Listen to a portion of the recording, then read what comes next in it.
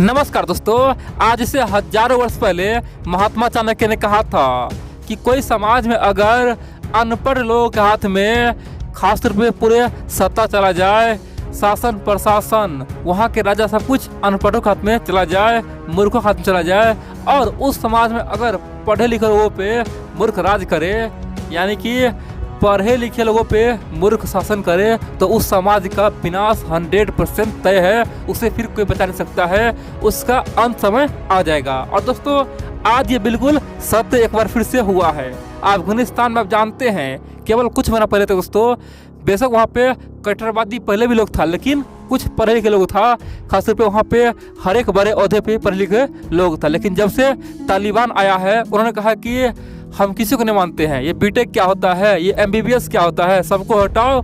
जो अच्छा से खासतौर पे इस्लामिक बुक पढ़ेगा, जो कुरान पढ़ेगा, उसी को हम मान्यता देंगे। और दोस्तों, आज अफगानिस्तान में बैंक मैनेजर हो, वहाँ के जो IAS ऑफिसर दोस्तों, बड़े बड़े जो वहाँ के जो ऑफिसर हो, सब अनपढ़ गवार बन चुका है। और यही कारण है कि हाल ही में दुनिया के तमाम बड़े बड़े संस्था, यूनाइटेड नेशन, यहाँ तक कि वर्ल्ड फूड प्रोग्राम ने दोस्तों दावा किया है कि इस सीजन में, यानी कि इसी समय दोस्तों, खासतौर पे आने वाले जाड़ा के मौसम में, ठंड के मौसम में अफगानिस्तान में 2 से लेके 2.5 करोड़ लोग, कितना 2.5 करोड़ लोग भूखे सोएंगे, कई हजारों आदमी भूखे मर जाएंगे। दोस्तों, ये मैं नहीं बोल रहा हूँ, ये दुनिया के तमाम संस्था बोल रहा है। और दोस्तों, अब जानिए, अफगानिस्तान में केवल 3 करोड़ 80 लाख जनसंख्या, कितना है, 3 करोड़ 80 लाख जनसंख्या है। उसमें से कम 2.5 करोड़ जनसंख्या भूखा सोएगा 6 महीना। दोस्तों, क्या होगा बताइए, वहाँ पे त्राहिमाम मचेगा। कारण क्या है, तालिबान है, उसके हाथे में तो सत्ता आ गया, लेकिन सत्ता चलाने नहीं आता है। जिस प्रकार दोस्तों, अगर एक इंसान बिना कुछ जानकारी के कोई बड़ा काम करने चल जाए, क्या होगा, उसका मौत होगा ना। मान लीजिए कोई राजा है, ठीक है, जाता है युद्ध के मैदान में, उसे युद्ध का कोई भी जानकारी नहीं है, क्या होगा दोस्तों, उसे काम तमाम कर देगा। दोस्तों, अगर कोई भी काम करते हैं ना, तो आपको पहले जानकारी चाहिए, पहले आप उस काम में बहुत ज़्यादा मेहनत किए हो, तब जाकर सफल हो सकते हैं। लेकिन अफगानिस्तान में आज सब कुछ बदल चुका है, अनपढ़ के हाथ में सरकार जा चुका है, और इसीलिए वहाँ पे क्या होगा, वहाँ पे 2.5 करोड़ लोग भूखे सोने वाले हैं, हजारों लोग मरने वाले हैं। अब दोस्तों, इसी पे भारत ने एक चाल चला था और भारत उस चाल में कामयाब हो चुका है। भारत के एक ही तीर में पाकिस्तान, चाइना, तालिबान चारों खाने चित हो गया है। और तालिबान ने भारत को महाशक्ति माना है, और तालिबान ने कहा है कि हम आज तक अंधविश्वासी थे, केवल हम पाकिस्तान को पावरफुल मान रहे थे, चीन को पावरफुल मान रहे थे।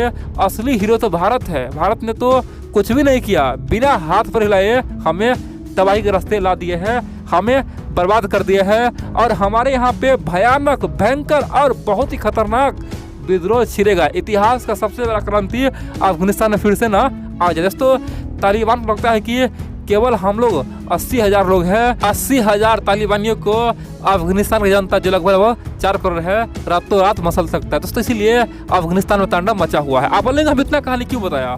दोस्तों, हाल ही में भारत ने 8 देशों का NSA का दोस्तों मीटिंग बुलाया नई दिल्ली में, ठीक है। वो मीटिंग इतना कामयाब हुआ है, इतना कामयाब हुआ है दोस्तों, दुनिया के तमाम मीडिया में छाया हुआ है। भारत ने इतिहास रच दिया है। इस मीटिंग को पूरी तरह से चीन, पाकिस्तान इग्नोर किया, यहाँ से बाइकआउट भी किया, और इस मीटिंग को हल्के में बोला कि ये कुछ नहीं है, ये भारत सपना देख रहा है, भारत को बड़े बनने का शौक है। दोस्तों, चीन पाकिस्तान खूब मजाक बनाया, लेकिन पहली बार अफगानिस्तान पर कोई मीटिंग हुआ है ना, वो 100% सक्सेसफुल हुआ है। दोस्तों, पिछले 6 महीना में दोस्तों कई सारे मीटिंग हुआ है। रूस ने किया है, चीन ने किया है, पाकिस्तान ने किया है, अमेरिका ने किया है। तालिबान अफगानिस्तान पे सुनेंगे तो हर दिन कोई ना कोई मीटिंग होता था।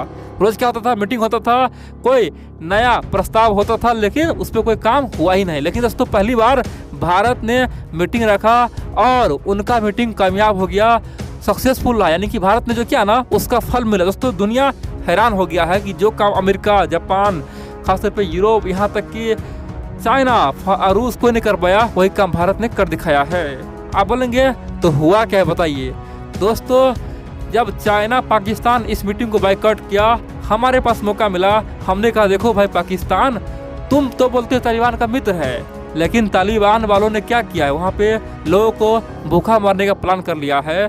तो तुम ऐसा क्यों नहीं करते हो, हमें रास्ता दो। हम चाहते हैं कि अफगानिस्तान की जनता को भूखा ना मरने दे, उसको हम अनाज देंगे, हम फूड देंगे, खाने के लिए अनाज देंगे, सबको हम बचाएंगे। दोस्तों भारत ने ये कसम खाया। और बड़ी बात तो यह है, यहाँ पे तालिबान खुश हो गया। तालिबान को पता था कि अगर यहाँ पे लोग भूखा सोएगा तो क्रांति न कर दे, इसीलिए भारत मदद दे रहा है तो ले लो। अब यहाँ पे बाधा कौन बन रहा है, पाकिस्तान। पाकिस्तान बोला है कि नहीं, ऐसा नहीं होने देंगे, हम भारत से एक भी ट्रक, एक भी गाड़ियाँ खासतौर पर अफगानिस्तान नहीं जाने देंगे, हम तो भारत को रोक देंगे। और दोस्तों यहाँ पे क्या हुआ, तालिबान वालों को समझ में आ गया कि ये पाकिस्तानी हम पे अत्याचार कर रहा है, हमारे देश में क्रांति लाना चाह रहा है। दोस्तों तालिबान ने पाकिस्तानियों को खूब घेरा और बड़ी बात तो यह है, पाकिस्तान को बेइज्जती भी किया और तालिबान वालों ने भारत को बहुत बड़ा सुपर पावर माना। दोस्तों जब दिल्ली में मीटिंग खत्म हुआ, तालिबान ने कहा कि भारत से हमें बहुत उम्मीद है, भारत मेरा सच्चा मित्र है, भारत ने हमारे लिए सोचा है। चीन पाकिस्तान तो केवल हमको अभी तक सपना दिखाया, लेकिन भारत ने हमारे यहाँ खतरनाक माहौल जो पैदा हो रहा है उसे रोकने का प्रयास कर रहा है। भारत हमारा सच्चा मित्र है। अब दोस्तों क्या हुआ, जब तालिबान ने भारत का समर्थन कर दिया, भारत को सुपर पावर मान दिया, तो यहाँ पाकिस्तान को समझ में आ गया कि अगर अधिक दिन तक हम भारत को रोकेंगे तालिबान को मदद करने से, अफगानिस्तान को मदद करने से, अफगानिस्तान में अनाज भेजने से, तो क्या होगा, तालिबान भी हमारे खिलाफ हो जाएगा। दोस्तों ये जान लीजिए, अफगानिस्तान में आज 100% जनता पाकिस्तान के खिलाफ है, केवल तालिबान को छोड़ दे।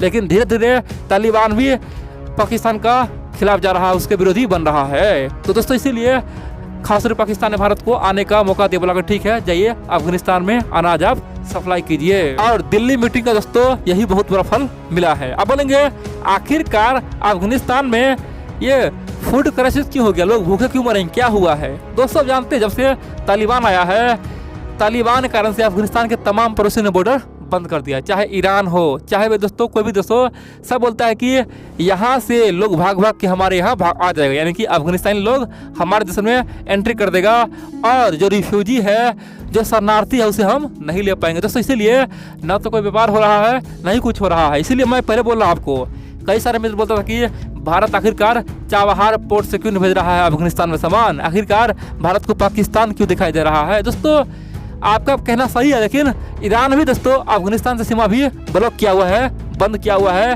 ताकि वहाँ के रिफ्यूजी वहाँ भाग न सके। इसीलिए भारत के सामने एक ही मौका था, वो है पाकिस्तान, क्योंकि पाकिस्तान और अफगानिस्तान दोस्तों अभी क्लोज है, खासतौर पर तालिबान के कारण से दोनों क्लोज है। और भारत इसलिए पाकिस्तान को बार बार बोल रहा था।